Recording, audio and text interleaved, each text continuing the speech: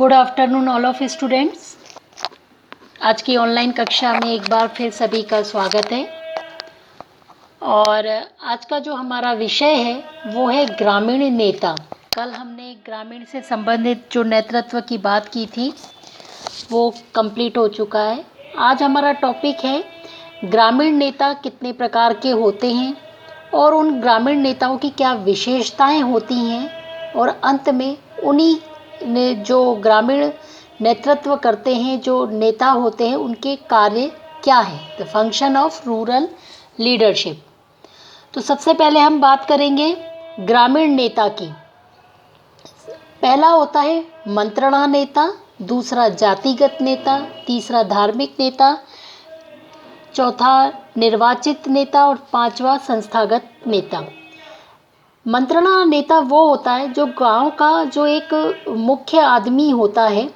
इन मंत्रणा नेताओं का जो कार्य होता है, इनका इतना अधिक प्रभाव और प्रभुत्व रहता है कि जो सरकारी अधिकारी भी होते हैं गांव में विकास कार्यों के लिए, जो सरकार उनको अपॉइंट करती है विकास कार्य, गांव का विकास करने के संबंध में जो योजनाएं करती हैं, तो वो अधिकारी भी जो नियुक्त किए जाते हैं सरकार के द्वारा, वो इनसे सलाह मशवरा किया करते हैं।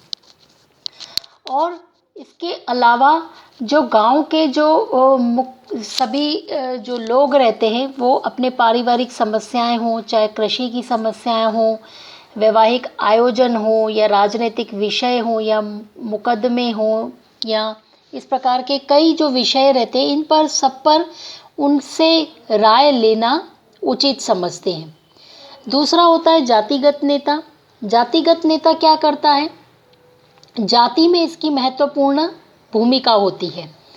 वह अपने अपने जातियों के जो समूह होते हैं उसमें इनका जो जाति के जो नेता होते हैं, इनका अपना महत्व रहता है।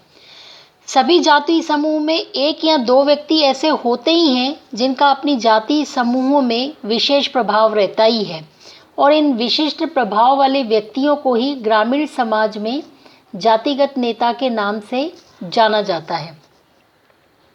तो ये जातिगत जो नेता हैं, अपनी अपनी जाति के सदस्यों में एकता या सामंजस्य बनाने के लिए जो जातीय विवाद होते हैं उनका निपटारा करते हैं, और चुनाव के अवसरों पर भी इनकी जो भूमिका होती है वो महत्वपूर्ण हो जाती है।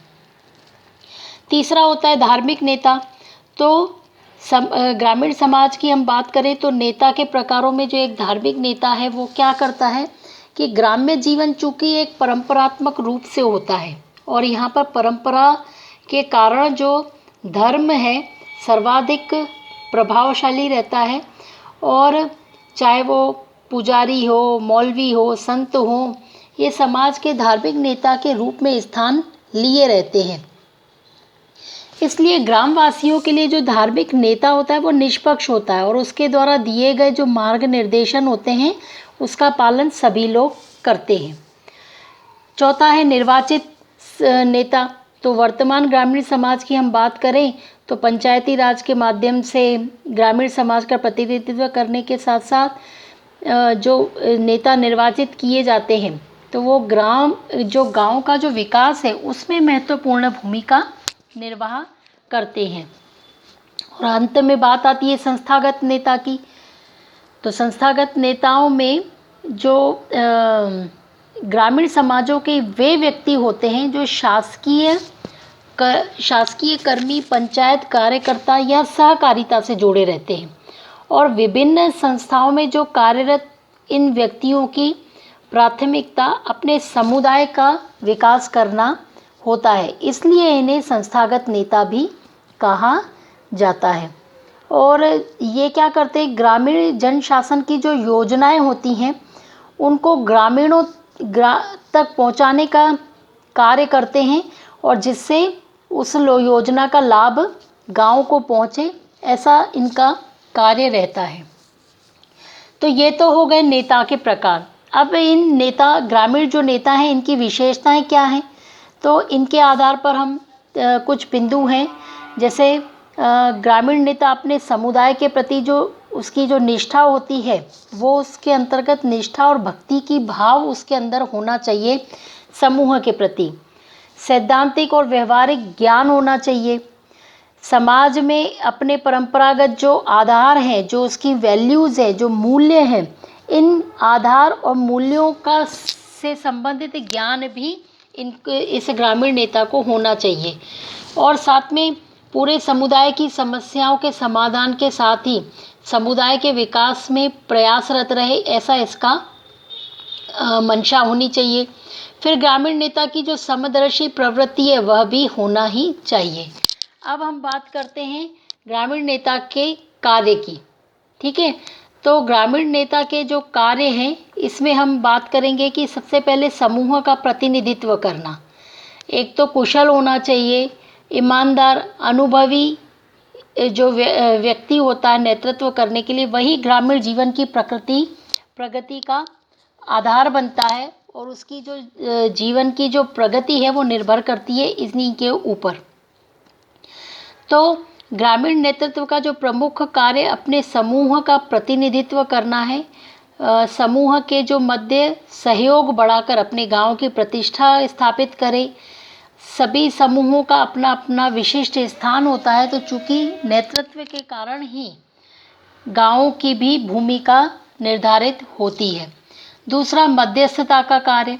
तो मध्यस्थता का कार्य मतलब क्या कि जब भी जाति के आधार पर या किसी भी विवाद की स्थिति में विभिन्न समूहों में आए दिन जब विवाद और संघर्ष होता है, तो इस नेता का मुख्य कार्य इन विवादों और संघर्षों को दूर करना होता है और दोनों विवादित समूहों के बीच मध्यस्थता करना ही इनका मुख्य कार्य होता है।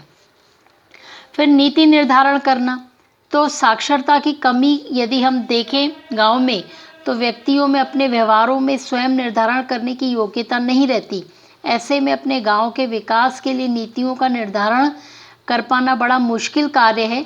तो यह कार्य भी ग्रामीणों के लिए नीतियों का निर्धारण करना या उपलब्ध संसाधनों द्वारा गांव की आवश्यकताओं की पूर्ति करना, यह भी ग्रामीण नेतृत्व के कार्य के क्षेत्र के अंतर्गत आता है। और अंतिम बात करें तो विशेषज्ञ के रूप में सेवाएं देना। तो ग्रामीण नेतृत्व का जो मुख्य कार्य है, गांव में नीति निर्धारणों के साथ साथ विशेषज्ञ के रूप में भी सेवाएं देना होता है।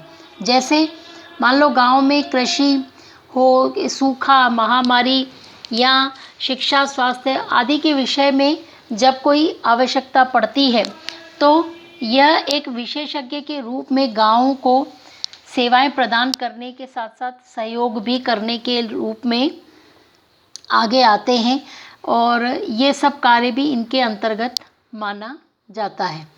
तो आज हमने ग्रामीण नेता के प्रकार क्या हैं, उनकी विशेषताएं क्या हैं और उनके क्या कार्य हैं, इन पर हमने विस्तृत रूप से चर्चा की है। आज के लिए इतना ही और कल की कक्षा में फिर आगे के विषय को लेकर के आएंगे। तब तक के लिए धन्यवाद।